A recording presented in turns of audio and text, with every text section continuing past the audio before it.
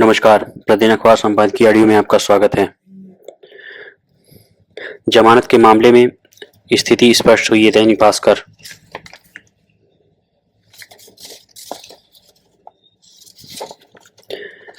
PMLA मामलों में विपक्षी नेताओं की जमानत पर सुनवाई करते हुए सुप्रीम कोर्ट ने इन फैसलों का एक ही मूल आधार बताया है। कोई भी कानून संविधान प्रदत्त स्वतंत्रता के ऊपर नहीं हो सकता है। इन फैसलों में भी ट्रायल और हाईकोर्ट को ताकीद की गई है कि ये संविधान से ही मिले जमानत नियम है, जेल अपवाद सिद्धांत का पालन करें।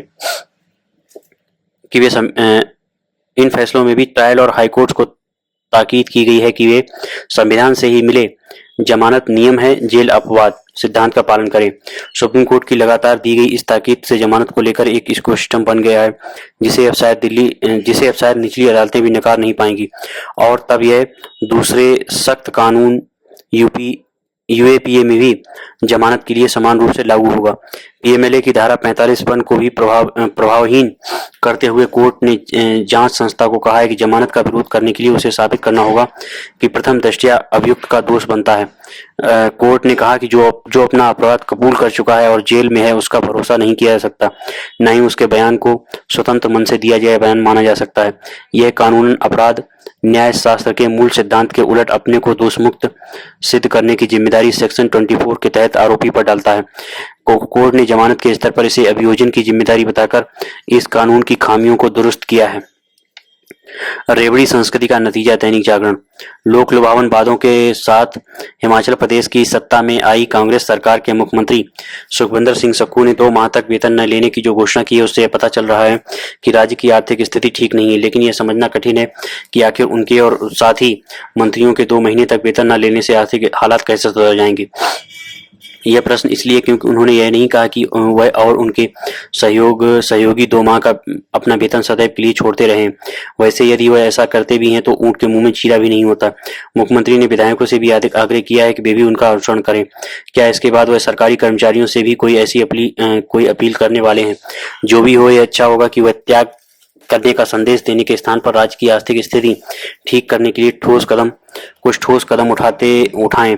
ऐसा करते हुए उन्हें इस पर भी आत्ममंथन करना चाहिए कि राजनीतिक लाभ के लिए रेवड़ियां बांटने के चुनावी वादे करना कहां तक उचित है। कांग्रेस को कम से कम अब तो यह समझ आ ही जाना चाहिए कि आर्थिक नियमों और वित्तीय स्थिति की अनदेखी कर लोक लुभावन वादे करना तो आसान है, लेकिन उन्हें पूरा करना कठिन। यह किसी से छिपा नहीं है कि हिमाचल प्रदेश की कांग्रेस सरकार अपने कई चुनावी वादों को अब तक पूरा नहीं कर सकी है। उसके कुछ वादे ऐसे भी रहे जो आधे अधूरे ढंग से ही पूरे किए जा सके हैं। चुनावी वादों को खटाखट पूरा करने का आश्वासन देने वाले कांग्रेस के नीति नियंताओं के साथ ही आम जनता को भी आत्ममंथन करने की जरूरत है। उसे यह आभास होना चाहिए कि लोक लुभावन वादे करने वाले उसे केवल गुमराह ही नहीं करते बल्कि उसके भविष्य के साथ खिलवाड़ भी करते हैं। यह आभास केवल हिमाचल प्रदेश ही नहीं अन्य राज्यों की जनता को भी होना चाहिए, क्योंकि रेवड़ी संस्कृति अपनाने वाले राजनीतिक दल बढ़ते जा रहे हैं। यह किसी से छिपा नहीं है कि जैसे हिमाचल प्रदेश आर्थिक संकट से 2-4 है, वैसे ही कर्नाटक और कुछ अन्य राज्य भी। कुछ राजनीतिक दल तो ऐसे हैं जो मुफ्तखोरी वाली योजनाओं का वादा करके सत्ता में आ जाते हैं और फिर उन्हें लागू करने के लिए केंद्र सरकार से अतिरिक्त धन की मांग करते हैं। जब केंद्र सरकार उनकी मांग पूरी करने के लिए तैयार नहीं होती तो वे उस पर खुद की अनदेखी करने का आरोप मढ़ते हैं।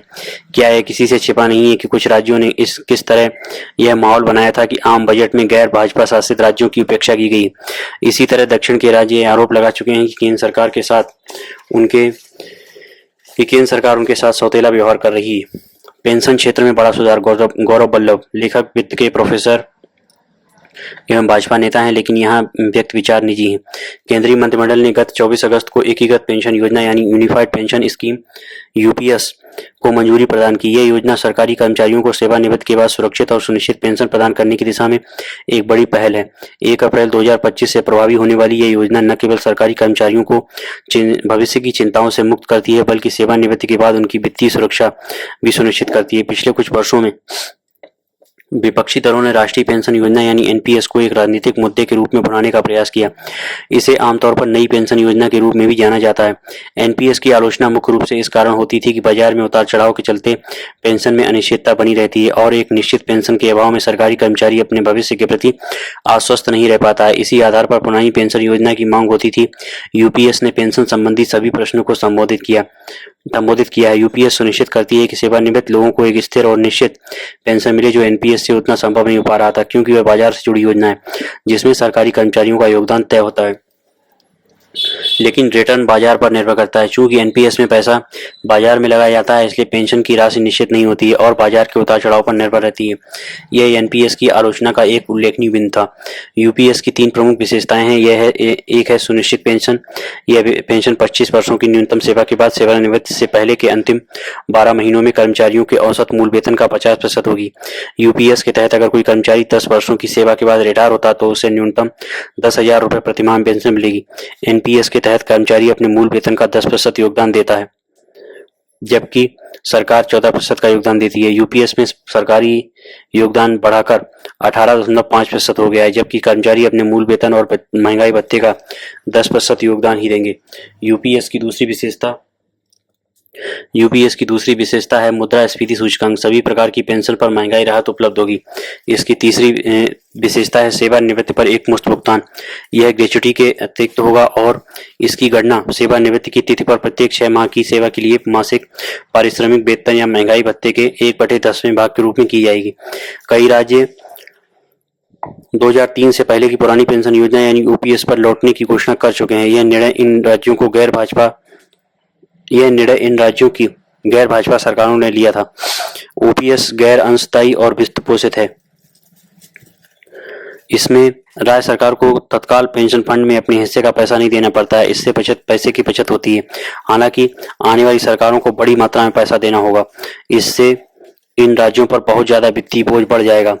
भारतीय रिजर्व बैंक के अनुसार 2023-24 में पेंशन के लिए विभिन्न राज्यों और केंद्र शासित प्रदेशों का कुल बजट अनुमान 5.22 लाख करोड़ रुपए है, जो वित्त वर्ष 2020-21 के लिए 3.69 लाख करोड़ रुपए था। स्पष्ट है कि केवल 3 वर्षों में 41% की उछाल आई है। अमेरिका में सेवानिवृत्ति आयु 67 वर्ष है। यहाँ कुल कार्यबल में सार्वजनिक क्षेत्र के कर्मचारियों का प्रतिशत 13.4 है और जीवन प्रत्याशा 79.46 वर्ष है। जर्मनी में सेवानिवृत्ति आयु 67 वर्ष, सार्वजनिक क्षेत्र के कर्मचारियों का प्रतिशत 12.9 और जीवन प्रत्याशा 81.54 है।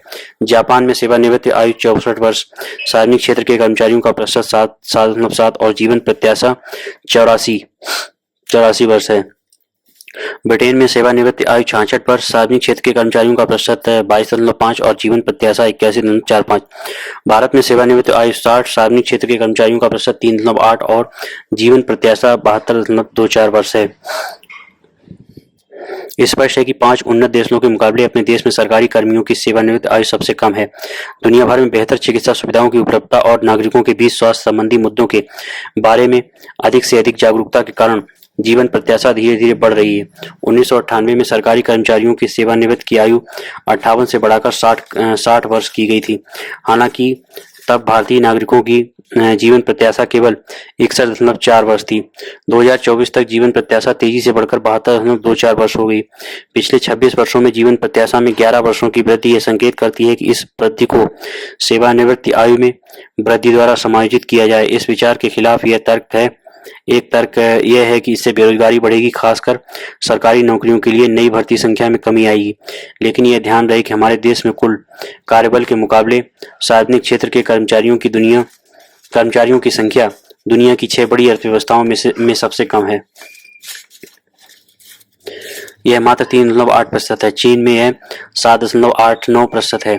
अन्य विकसित और उभरती अर्थव्यवस्थाओं में यह 7 से 15% के बीच है। हमें सरकारी क्षेत्र में नई नौकरियों की संख्या बढ़ानी चाहिए। इससे समग्र शासन और सार्वजनिक सेवाओं की दक्षता में सुधार होगा और सेवानिवृत्ति की आयु में वृद्धि के कारण नई नौकरियों पर पड़ने वाले नकारात्मक प्रभाव को भी कम किया जा सकेगा। यूपीएस पूर्व अनुमानित पेंशन प्रदान करके उन सरकारी कर्मचारियों को लाभ पहुंचाएगी जिन्होंने अपना पूरा जीवन राष्ट्र सेवा के लिए समर्पित किया है। यह सरकार के लिए भी लाभकारी है। यूपीएस में सरकार और कर्मचारी अपने वेतन का एक निश्चित प्रतिशत योगदान देंगे। यह पेंशन फंड सरकार के वित्त पोषण के ढांचे को बनाए रखने में मदद करेगा। सरकारी खजाने पर यूपीएस के प्रभाव को कम करने के लिए सेवानिवृत्ति की आयु बढ़ाने और सरकारी क्षेत्र में अधिक नए रोजगार अवसर पैदा करने के बारे में गंभीरता से सोचा जाना चाहिए। औद्योगिक पार्कों की राह में चुनौतियां, बिजनेस स्टैंडर्ड। केंद्रीय मंत्रिमंडल द्वारा इस सप्ताह मंजूर की गई सरकार की औद्योगिक पार्क नीति विशेष आर्थिक क्षेत्र SEZ अधिनियम 2005 के बाद कारोबार के अनुकूल क्षेत्र तैयार करने की सबसे बड़ी महत्वाकांक्षी पहल है।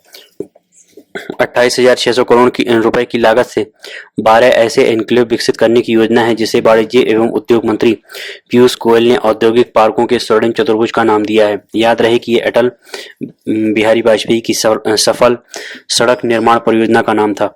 योजना के मुताबिक राज्य सरकारों और निजी क्षेत्र के साथ मिलकर एकीकृत स्मार्ट औद्योगिक शहर बसाए जाने हैं, जिसमें आवासीय और वाणिज्यिक क्षेत्र होंगे। इसके जरिए 1.5 लाख करोड़ रुपए का निवेश आकर्षित करने का लक्ष्य है। राज्यों का योगदान जमीन के रूप में होगा और केंद्र सरकार इक्विटी या डेट मुहैया कराएगी। कुछ औद्योगिक टाउनशिप अन्य देशों के साथ मिलकर विकसित की जाएंगी, जिन्होंने ऐसी व्यवस्था में अभिरुचि दिखाई है। इस विषय में सरकार की मंशा कहीं से गड़बड़ नहीं लग रही। बहरहाल यह सवाल यह है कि इसका क्रियान्वयन कैसे होगा।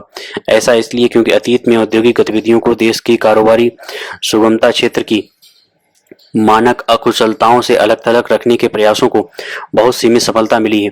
सरकारी आंकड़े बताते हैं कि देश में करीब 4,420 औद्योगिक पार्क और 270 SEZ हैं। इनमें से अधिकांश को निवेश बढ़ाने में कोई उल्लेखनीय कामयाबी नहीं मिली है। SEZ नीति में भी इसी प्रकार इलाके चिन्हित किए गए थे, जहां कर राहत प्रदान करके चीन की शैली में निर्यात क्षेत्र विकसित किए गए। शुरुआती रुचि के बाद जब कर रियायत समाप्त हुई तो ये क्षेत्र अपेक्षाओं पर खरे नहीं उतरे और इन्हें लेकर उत्साह समाप्त हो गया। देश के कुल निर्यात में SEZ की हिस्सेदारी केवल 1/3 रह गई। विनिर्माण में निवेश आकर्षित करने की सरकार की नीतिगत मंशा सफल नहीं हुई। SEZ में आए निवेश का करीब 60% IT और ITES में आया। उसके बाद आया डेवलपमेंट और एंटरप्राइज एंड सर्विस हब्स विधेयक 2023। इसके माध्यम से SEZ कानून की कमियों को दूर करने का प्रयास किया गया। इस विधेयक की स्थिति अस्पष्ट है। खबरों के अनुसार तो शायद इसे खारिज भी कर दिया गया है। ताजातरीन नीति में देश में निवेश से जुड़ी शाश्वत बाधाओं को दूर करने का प्रयास दिखता है। उदाहरण के लिए भूमि अधिग्रहण हमेशा से एक चुनौती रहा है। यहाँ तक कि SEZ भी निजी क्षेत्र के अचल संपत्ति कारोबार में बदल कर रह गए हैं। औद्योगिक पार्कों में वे जमीनें शामिल होंगी जो सरकार द्वारा पहले ही अधिग्रहित हैं और जिनके लिए पर्यावरण मंजूरी मिल चुकी है। दूसरा, एकल खिड़की मंजूरी के लिए स्पेशल पर्पज व्हीकल बनाने का भी प्रस्ताव है। तीसरा, पार्कों की लोकेशन को समर्पित माल ढुलाई गलियारे से लगे औद्योगिक गलियारे से जोड़ा गया है, जिससे लॉजिस्टिक्स की एक अहम समस्या दूर हो सके। इनमें से 5 अमृतसर कोलकाता बेल्ट पर, 2 मुंबई दिल्ली बेल्ट पर और 5 दक्षिणी एवं मध्य मार्गों पर स्थित हैं।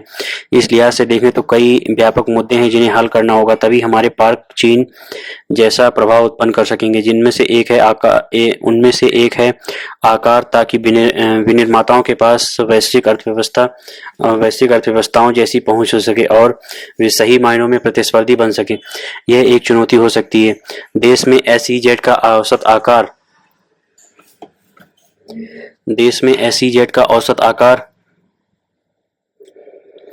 0.25 वर्ग किलोमीटर से 14 वर्ग किलोमीटर तक का है। इसके विपरीत चीन के सबसे पुराने और बड़े SEZ में से एक शेंजेन का आकार 316 वर्ग किलोमीटर का है। इन शहरों के इर्द गिर्द जीवंत सामाजिक ढांचे की उपलब्धता भी अहम है। गुरुग्राम और बेंगलुरु इस मामले में मिसाल हैं, क्योंकि उन्होंने नए दौर के श्रमिकों के समायोजन के लिए ढांचा विकसित किया है। यहाँ तक कि केरल जैसी अंकुश वाली मदिरा नीति या बिहार जैसी पूर्ण शराबबंदी भी पार्कों में विदेशी निवेश के निर्णयों को प्रभावित कर सकती है। नवीनतम नीति यकीनन निवेश जुटाने की एक नई कोशिश है। देखना होगा कि इसे कामयाबी मिलती है या नहीं। नियम और अपवाद जनसत्ता। इस मसले पर लंबे समय से बहस होती रही है कि महज आरोप के आधार पर किसी व्यक्ति को अगर कई महीनों जेल में बंद रखा जाता है और बाद में अंतिम तौर पर उसे निर्दोष पाया जाता है, तो उसे जेल में रखे गए वक्त को किस सजा के दायरे में माना जाएगा। अब सुप्रीम कोर्ट ने एक बार फिर इस मसले पर स्थिति साफ की है कि दोषी करार दिए जाने से पहले आरोपी को लंबे समय तक हिरासत में रखने को बिना सुनवाई के सजा बनाने की अनुमति नहीं दी जानी चाहिए। गौरतलब है कि तेलंगाना के पूर्व मुख्यमंत्री के चंद्रशेखर राव की बेटी और BRS नेता के कविता इस वर्ष मार्च महीने से जेल में थी। CBI और प्रवर्तन निदेशालय का दावा है कि वे दिल्ली आबकारी नीति से जुड़े कथित भ्रष्टाचार और धनशोधन के मामले में शामिल रही।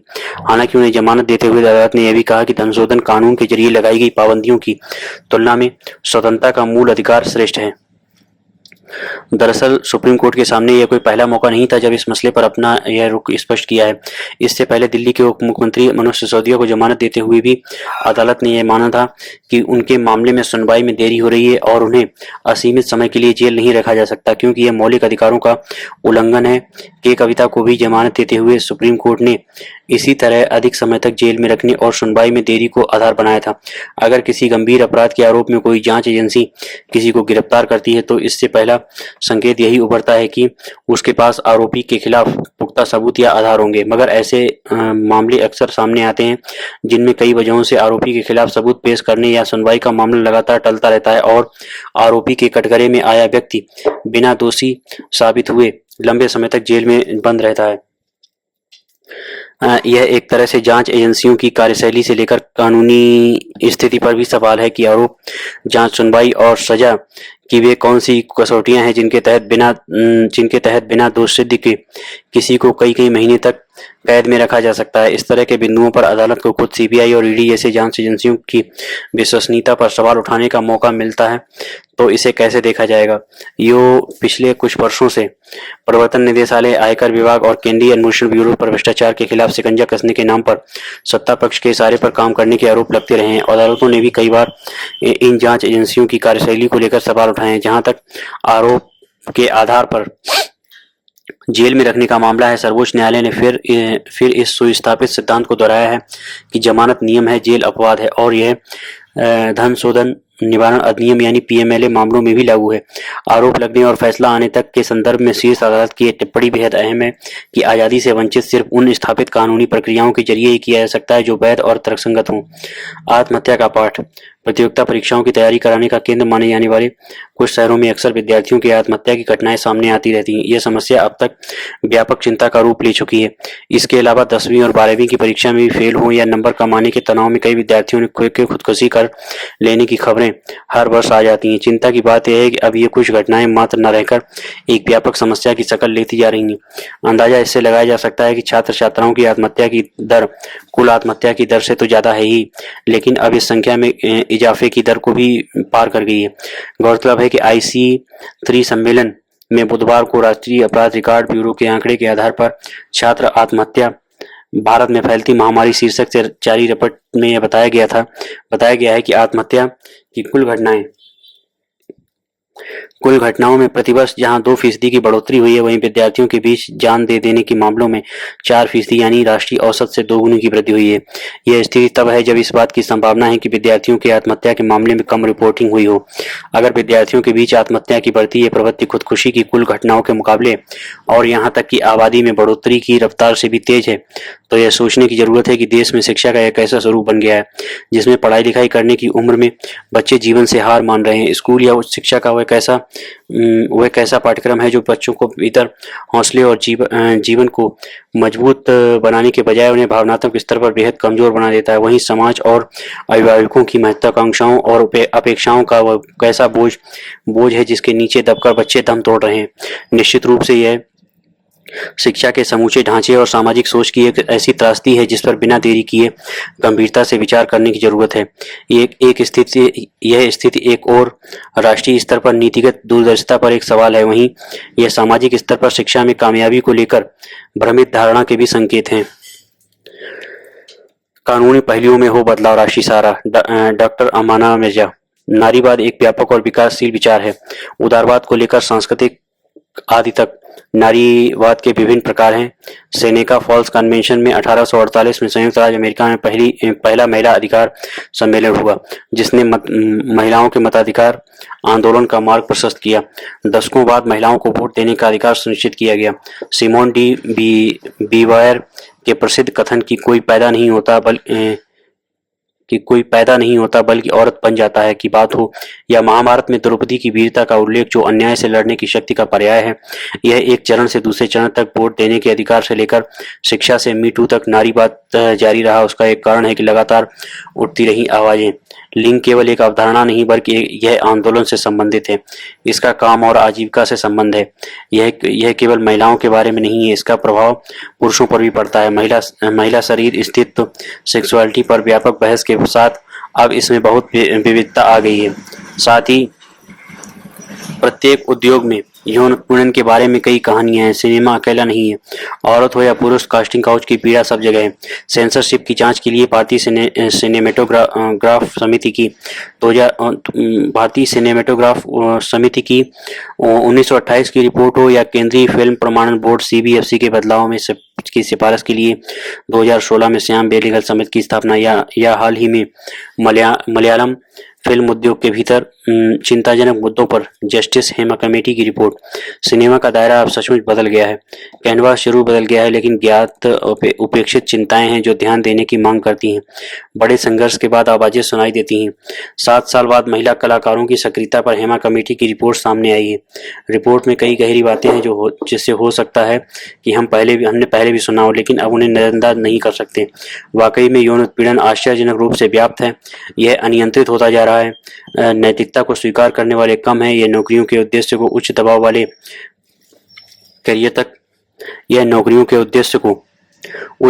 करियर तक सीमित कर देता है। ऐसी स्थिति में यौन उत्पीड़न के कई आयाम भी हैं।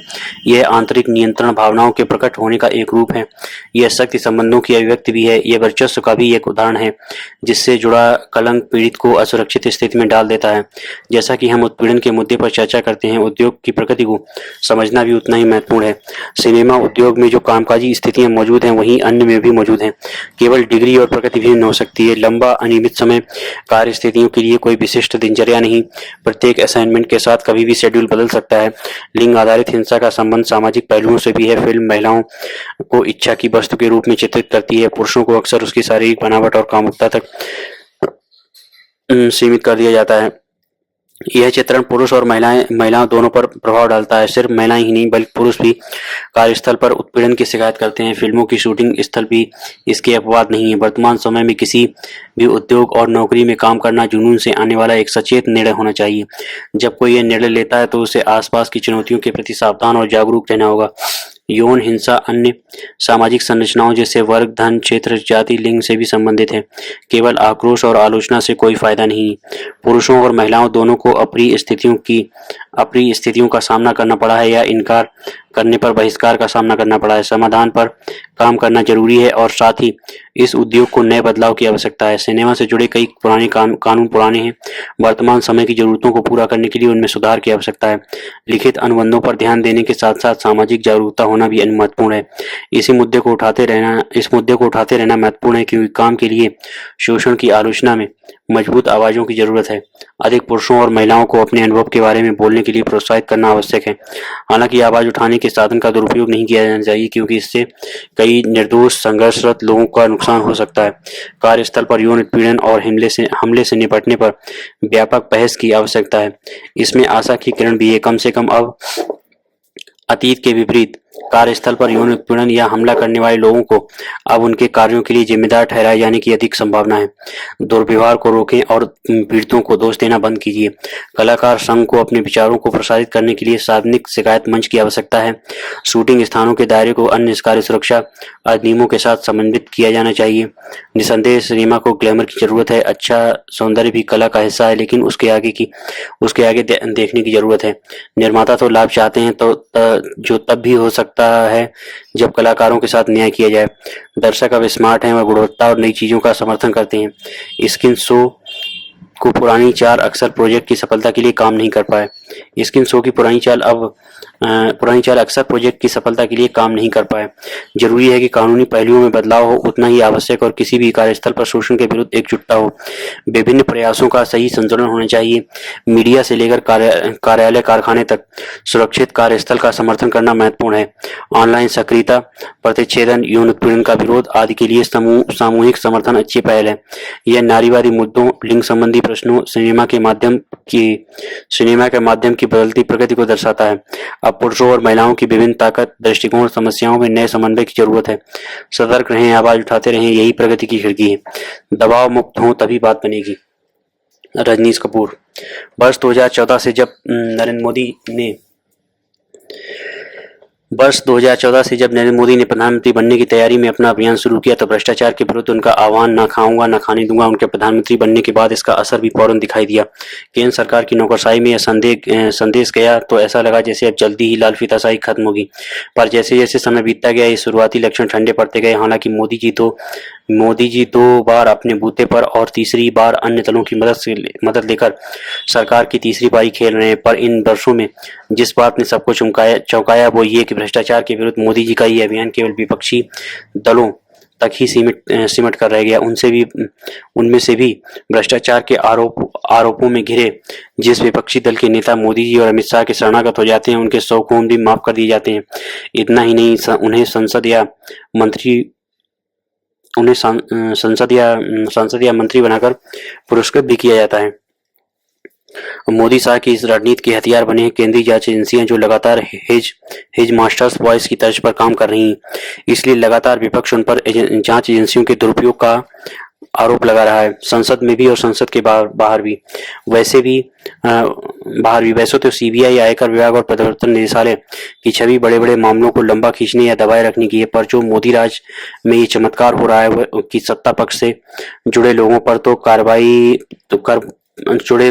तो प्राथमिक कार्रवाई भी नहीं होती है, किंतु विपक्ष के नेताओं पर हवा की गति से कार्रवाई होती है।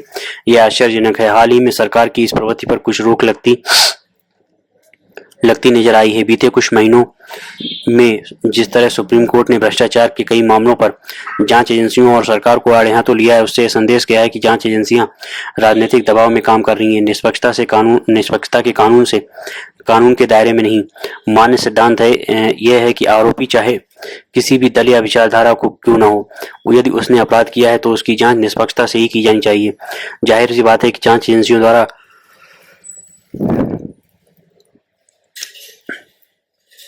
ऐसी गलतियां बिना किसी दबाव के नहीं होती हैं। ताजा उदाहरण दिल्ली शराब नीति घोटाले का है। जिस तरह शराब नीति घोटाले को लेकर आरोपी नेता एक के बाद एक जमानत पर छूट रहे हैं, उससे जांच एजेंसियों की जांच को लेकर सवाल उठ रहे हैं। चुनाव से पहले और चुनाव के दौरान ये माहौल बनाया जा रहा था कि इन नेताओं का अपराध काफी संगीन है, इसलिए इन्हें जमानत नहीं मिल रही है। परंतु लंबे समय तक कछुए की चाल चल रही इस मामले की जांच ने इन एजेंसियों की क्षमता को शक के घेरे में अवश्य खड़ा कर दिया है। वहीं सुप्रीम कोर्ट के कड़े रुख और सख्त आदेश के बाद जांच एजेंसियों द्वारा अपनाए गए दोहरे मापदंड का भी पर्दाफाश हुआ। यदि जांच एजेंसियां सभी आरोपियों को एक ही पैमाने से मापेंगी तो जनता के बीच सही संदेश जाएगा। सिसोदिया हो, केजरीवाल हो, संजय राउत हो या कोई अन्य आदमी, कानून की नजर में सभी एक समान है। पर यह भी विचारणीय है कि सुप्रीम कोर्ट ने इन वीआईपी आरोपियों के मामले में ये रुख पहले क्यों नहीं अपनाया। उल्लेखनीय है कि केंद्रीय जांच एजेंसियों पर निगरानी रखने के लिए 1997 के विनीत नारायण बनाम भारत सरकार जैन हवाला कांड केस के फैसले ने केंद्रीय सतर्कता आयोग का पुनर्गठन किया था। जांच एजेंसियों को निष्पक्ष और राजनीतिक दबाव से मुक्त करने की दृष्टि से यह एक ऐतिहासिक फैसला था। जाहिर सी बात है कि तमाम राजनीतिक दलों ने इसका विरोध भी किया, लेकिन उसके फौरन बाद से ही जिस तरह जांच एजेंसियों को पिंजरे में बंद तोता और सत्ता पक्ष के हथियार से नवाजा गया है, यह लोकतंत्र के लिए उचित नहीं था। इसलिए यदि जांच एजेंसियों को अपनी छवि सुधारनी है तो उन्हें भयमुक्त होकर ही कार्य करना होगा। जांच अधिकारी चाहे छोटे पद पर हो या बड़े पद पर, उसे इस बात के लिए हमेशा तैयार रहना चाहिए कि यदि उसने किसी केस की जांच को लेकर किसी नेता के मन की नहीं मानी तो हद से हद उस अधिकारी का तबादला ही हो सकता है। परंतु यदि वो अधिकारी फाइल पर सभी कानूनी तथ्यों को सही से दर्ज कर देता है तो कोई भी अधिकारी उसके खिलाफ नहीं जा सकता। उम्मीद की जानी चाहिए कि देश में आज भी ऐसे ईमानदार अधिकारी होंगे जो तबादले के डर से भयभीत हुए बिना अपना काम निष्ठा से करना जानते हैं। समय की मांग है कि ऐसे अधिकारी महत्वपूर्ण केस में सही तथ्यों को दर्ज कर केस फाइल के जरूरी पन्नों पर अपनी निष्पक्ष राय अवश्य दर्ज कराएं।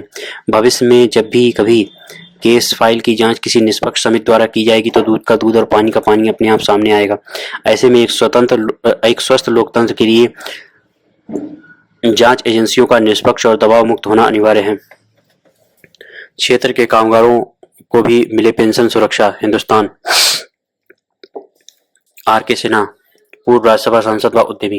केंद्र सरकार ने एकीकृत पेंशन योजना यानी यूनिफाइड पेंशन स्कीम यूपीएस की घोषणा कर दी है और पेंशन सबकी चर्चा का विषय बना हुआ है। ये प्रधानमंत्री नरेंद्र मोदी की प्रतिबद्धता का भी प्रमाण है कि देश भर में सेवानिवृत्त सरकारी कर्मियों के हित की रक्षा मजबूत होने वाली है। भारत में वृद्धावस्था में वित्तीय सुरक्षा सुनिश्चित करने के लिए पेंशन महत्वपूर्ण साधन है। जब कर्मचारी सेवानिवृत्त होते हैं तो उनकी आमदनी का नियमित स्रोत अचानक खत्म हो जाता है, तब पेंशन की जरूरत पड़ती है। अगर रिटायर कर्मचारी को पेंशन न मिले तो उसकी जिंदगी बहुत समस्याओं और अपमान में बीतती है। ये चिंता की बात है कि पेंशन पर सहमति का माहौल नहीं है। अटल बिहारी वाजपेयी सरकार ने 2004 में राष्ट्रीय पेंशन योजना एनपीएस शुरू की थी। कांग्रेस का एनपीएस पर रुख सदैव अस्पष्ट रहा और लगातार बदलता भी रहा। शुरू में कांग्रेस ने एनपीएस की सराहना की। पूर्व प्रधानमंत्री मनमोहन सिंह ने भी इसे एक बेहतर पेंशन मॉडल बताया, पर बाद में कांग्रेस ने इसकी खामियां निकालना शुरू कर दी। पुरानी पेंशन योजना को खत्म करने के लिए एनडीए सरकार को लगातार आलोचना का सामना करना पड़ा, लेकिन केंद्र से लेकर राज्यों के सरकारी कर्मचारी पुरानी पेंशन स्कीम की मांग करते रहे। राजस्थान में जब कांग्रेस की सरकार थी तब उसने पुरानी पेंशन को लागू किया था, जो आज भी लागू है। हिमाचल प्रदेश में भी कांग्रेस सरकार पुरानी पेंशन योजना लागू कर चुकी है। अब राज्यों के पास एकीकृत पेंशन योजना लागू करने का मौका है। देश और समाज में पेंशन को व्यापक विषय के रूप में देखने की जरूरत है। सरकारी पेंशन पाने वालों की संख्या देश में 5% भी नहीं है। लाखों सरकारी कर्मियों को रिटायरमेंट के बाद आर्थिक सुरक्षा मिलेगी, पर बाकी लोगों का क्या होगा? देश में करोड़ों ऐसे कामगार हैं जो रिटायर होने के बाद बहुत कष्ट और जलालत झेलते हैं। देश के निजी क्षेत्र से जुड़े करोड़ों लोगों को हर माह बड़ी मुश्किल से 2-2.5 हजार रुपए ही पेंशन के रूप में मिलते हैं। अब आप सोच सकते हैं कि इतनी कम राशि से तो कोई इंसान अपने महीने का चाय पानी का खर्च भी नहीं निकाल सकता है। मेरे बहुत सारे पत्रकार मित्रों को रिटायर होने के बाद मात्र 2-3 हजार रुपए मिलते हैं। यही हाल अन्य निजी कंपनियों से जुड़े रिटायर कर्मियों का भी है। भारत में निजी क्षेत्र के ज्यादातर कर्मचारी सेवानिवृत्त के बाद कोई पेंशन प्राप्त करने के पात्र नहीं होते हैं। ऐसे में ईपीएफ, पीपीएफ, एनपीएस और ईएलएसएस पर उनकी निर्भरता बढ़ जाती है। मतलब निजी कर्मचारी रिटायर होने के बाद भी आर्थिक सुरक्षा के लिए बाजार या निजी क्षेत्र पर निर्भर रहते हैं। निजी क्षेत्र में लोगों को समय रहते और नौकरी करते समय ही पेंशन की किसी योजना का सहारा लेना पड़ता है। निजी क्षेत्र की पेंशन योजनाएं खुले बाजार में निवेश पर निर्भर रहती हैं। वैसे ईपीएफओ की ओर से यह कोशिश तो हो रही है कि निजी क्षेत्र के कर्मचारियों को भी रिटायरमेंट के बाद न्यूनतम 10,000 रुपए पेंशन मिले। इस दिशा में जरूर कदम उठाने चाहिए कि पेंशन का लाभ चंद सरकारी कर्मचारियों तक सीमित न रह जाए। अगर निजी क्षेत्र में पेंशन की सुविधा पर सरकार खर्च नहीं कर सकती तो करों में राहत पर विचार करना चाहिए। अगर चुनिंदा निवेशों में कर कटौती की अनुमति दी जाए तो पेंशन योग्य समाज के निर्माण में मदद मिलेगी। नई पेंशन योजना एनडीए सरकार का एक अहम फैसला है। इसका लक्ष्य सरकारी कर्मियों को सामाजिक सुरक्षा देना है। कर्मचारियों की शंकाओं का समाधान होना ही चाहिए। एक स्थिर पेंशन प्रणाली कर्मचारियों को अपनी नौकरी के प्रति अधिक प्रतिबद्धता और निष्ठा प्रदान करती है। उन्हें लगता है कि रिटायर होने के बाद उन्हें वित्तीय सुरक्षा मिलेगी, इसलिए वे अपने काम पर अधिक ध्यान केंद्रित करते हैं। बहरहाल ध्यान रखना चाहिए कि असंगठित क्षेत्र में सेवा देने वाले अनगिनत मेहनतकशों को पेंशन नहीं मिलती है। इनकी संख्या सरकारी या संगठित क्षेत्र के कर्मचारियों की संख्या से कई गुना ज्यादा है और उनकी आय भी कम व अनिश्चित है। आखिर वे भी तो भारतीय नागरिक हैं, उनके बारे में गंभीरतापूर्ण सोचने की आवश्यकता है। धन्यवाद।